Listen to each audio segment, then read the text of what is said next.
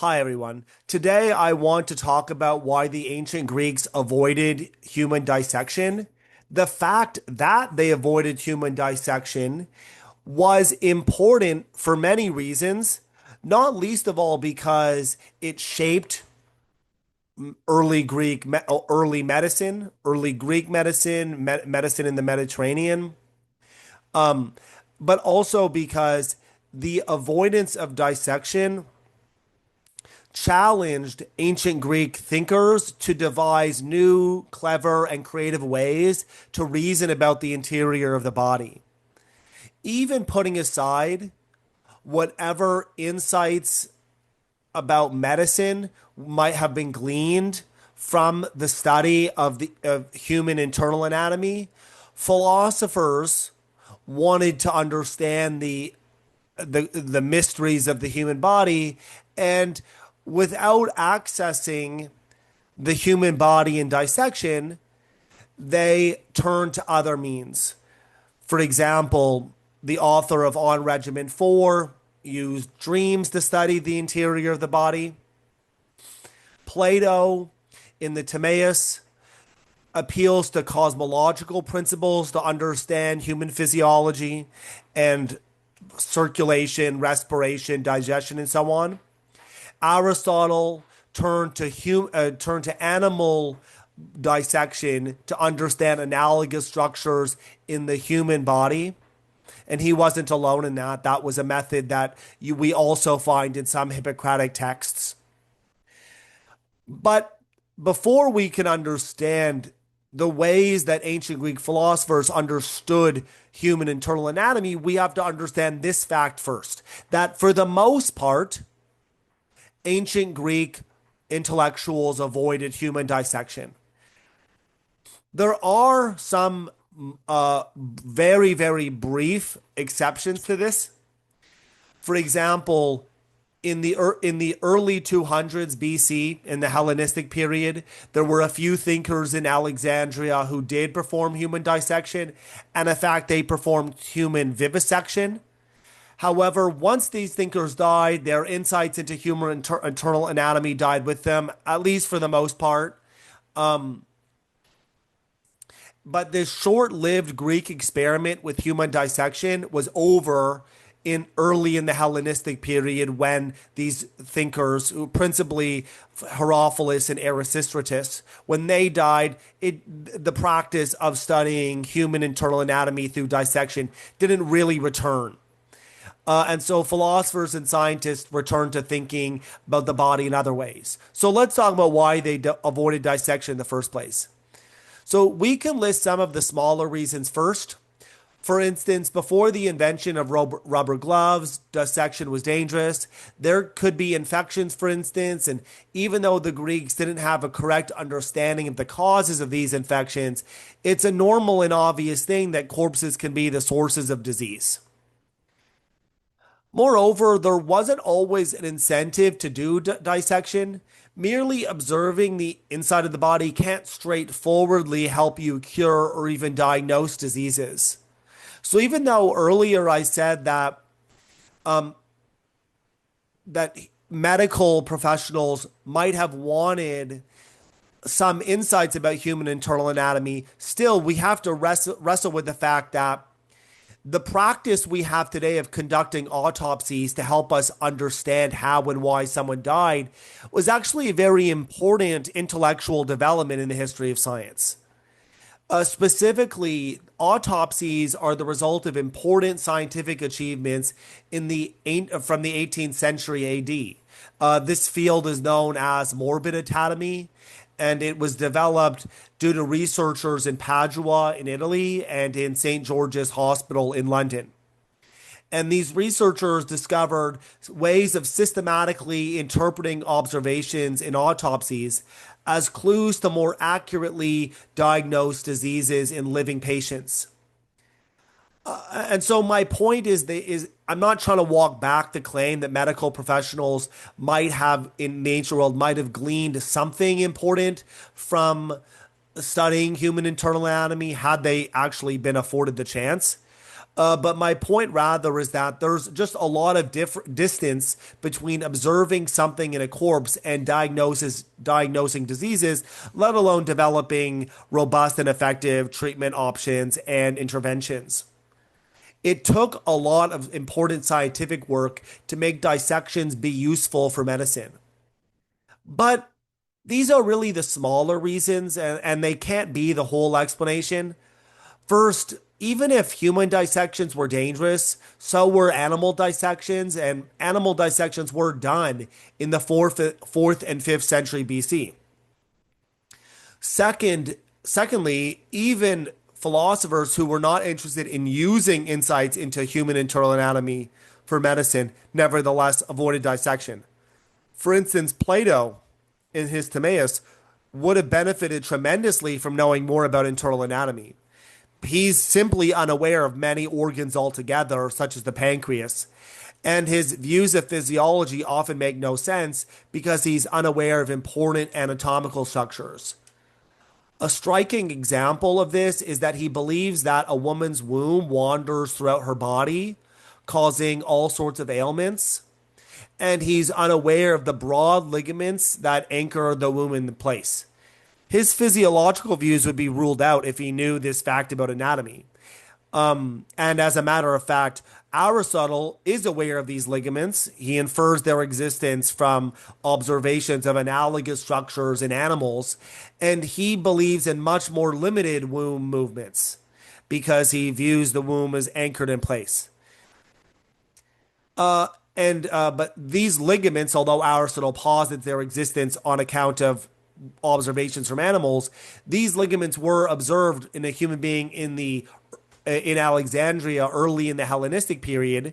This is when these researchers I mentioned earlier, Herophilus and Erasistratus, were actually conducting human dissection and vivisection too, and they actually observed these for the first time. So if infections and the not straightforward way that dissections could help medical professionals, if these were the smaller reasons, should ask ourselves, well, what are the bigger reasons why the Greeks avoided human dissection? And the answer is that, in addition to all the reasons I've mentioned so far, the Greeks had an incredibly powerful taboo against being around corpses. These taboos, the principal evidence for them really comes from tablets, stone tablets into which various sacred laws were inscribed. But there, we also do have some evidence from plays. Greek plays sometimes mention these taboos as an application of the sacred laws. So to understand what I mean by sacred law, we should back up and understand that in the ancient Greek worldview, certain actions and situations could cause a person to be polluted in a religious sense. This was very common in the ancient world, and I'm not sure that anyone really thinks that the disparate cultures that believe in this sort of pollution are connected in some way, but certainly the coincidences are striking. When we look at other ancient cultures all throughout the Mediterranean and the Near East, just an example would be ancient Jewish cultures.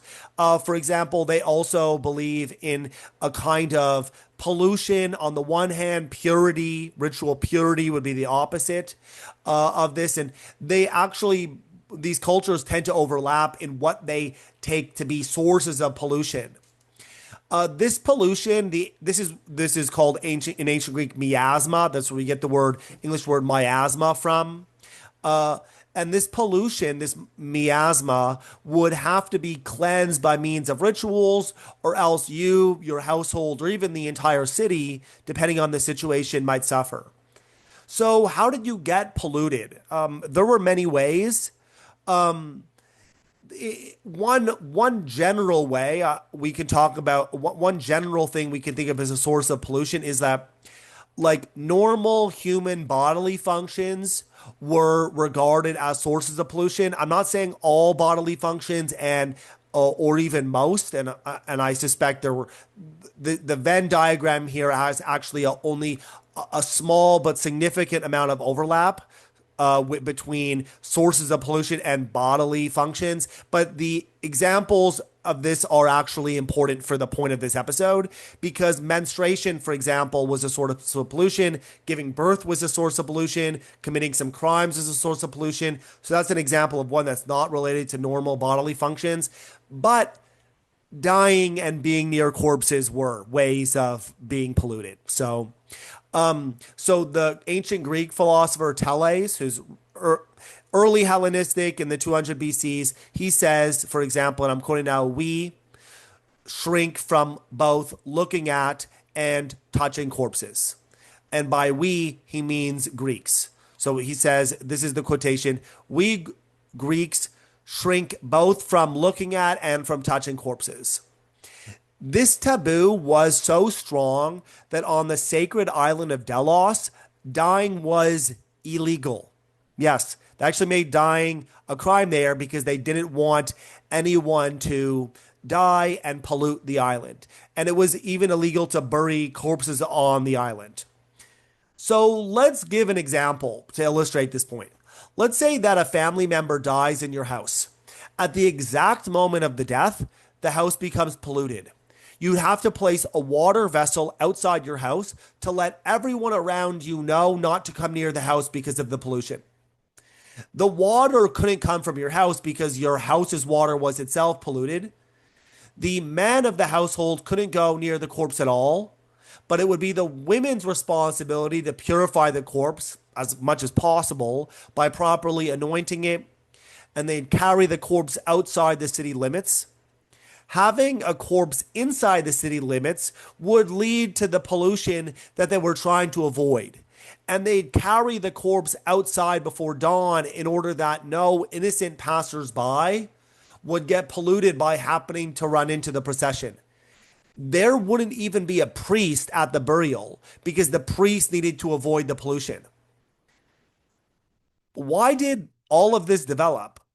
Well, that's very unclear. I mean, it's possible that these develop because of the need to avoid infections. After all, these are all pretty good practices for avoiding preventing the spread of diseases. Especially if the person had died of a communicable disease, you'd want the corpse to come into contact with as few people as possible, and you'd want to dispose of the corpse far away from where people live. That might be the right explanation. I mean, it's very speculative, and I'm sure cultural historians have developed a lot of different competing explanations. That's just probably the most obvious and natural one that comes to mind. It doesn't explain everything. I mean, it has to be pointed out that the Greeks were not so avoidant of animal corpses. It was common, for example, to have them be in sacrifices, even though they're sources of pollution. And as well, the Greeks were okay with animal dissections. But then again, there are scholars who maintain that actually animal dissections were actually subject to a similar taboo. I'm skeptical of that. I don't think that animal dissections were actually subject to a similar taboo. But when it comes, what we have concrete evidence for is this taboo and the explanatory role this taboo plays in understanding and making sense of Greek attitudes toward dissections. It is a matter of considerable speculation why these taboos existed. If we're just to give an example of this, some of you might be familiar with Antigone. This is a well-known 5th century BC tragedy by Sophocles. In this tragedy, Antigone is forbidden from burying the corpse of one of her brothers who had rebelled against the city, Thebes.